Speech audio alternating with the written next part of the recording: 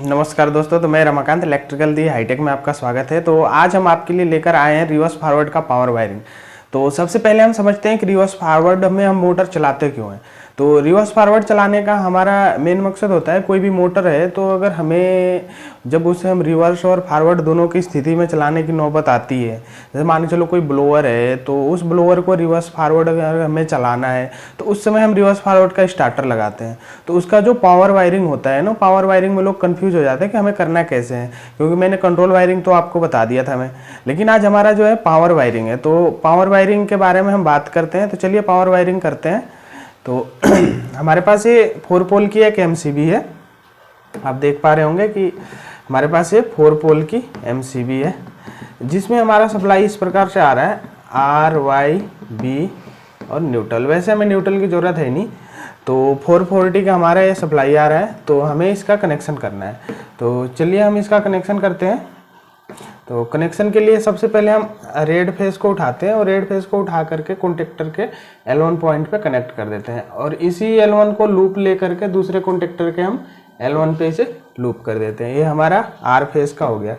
अब हम Y face को लेते हैं। तो Y फेस का भी वही प्रक्रिया करते हैं। हम Y फेस लेते हैं और कॉन्टेक्टर के L2 में कनेक्ट कर देते हैं, और दूसरे वाले कॉन्टेक्टर के भी हम L2 में इसे कनेक्ट कर देते हैं। तो ये हो गया हमारा। अब हमारा बी फेस बच गया। तो चलिए अब हम बी फेस पे करते हैं। तो बी फेस तो ये हम उठाए और ला करके हमने बी L3 में दे दिया, और यहाँ से उठा करके हमने इसे यहाँ पे कॉमन कर दिया। ये तो हमारा हो गया यहाँ तक का। अब चलिए हम आगे करते हैं। तो आगे हम जो हमारा रेड फेस है, तो हमने L1 से उठाया और मोटर में रेड फेस को कनेक्ट कर दिया। अब दूसरा क्या है कि दूसरा हमारे पास वाई फेस है। तो हमने वाई फेस को उठाया और ले जा करके मोटर में कनेक्ट कर दिया। अब हमारे पास तीसरा बी फेस है। अब हमने बी फेस को उठाया और ले जा करके मोटर में कनेक्ट कर दिया। ठीक है। अब क्या करना है कि जो हमारा रेड फेस है, ये हमारे पास रेड फेस आ रहा है, इस रेड फेस को ला करके हमने ब्लू फेस में कनेक्ट कर दिया। ठीक है। अब क्या है कि अब हमारे पास येलो फेस है। तो जो हमारे पास येलो फेस है उसे हम डायरेक्ट येलो फेस को येलो में ही ला करके जोड़ देते हैं। ठीक है। अब हमारे पास बच गया एक ब्लू फेस। तो ब्लू फेस को हम लाते हैं और ब्लू फेस को हम रेड फेस के साथ कनेक्ट कर देते हैं। अब एक फेस इंटरचेंज हो गया इसका।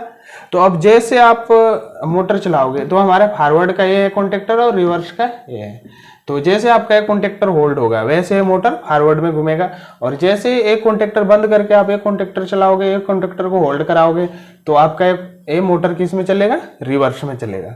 तो बहुत ही आसान है इसका कंट्रोलिंग करना, जो कि इस प्रकार से है, बहुत ही आसान तरीका है। तो आप रिवर्स फॉरवर्ड का पावर वायरिंग बहुत ही आसानी से कर सकते हैं। तो आई होप आपको वीडियो अच्छा लगा होगा। तो अगर आप इस प्रकार के वीडियो देखना पसंद करते हैं इंटरव्यू से रिलेटेड इलेक्ट्रिकल का, तो हमारे चैनल को लाइक एंड सब्सक्राइब करें। धन्यवाद।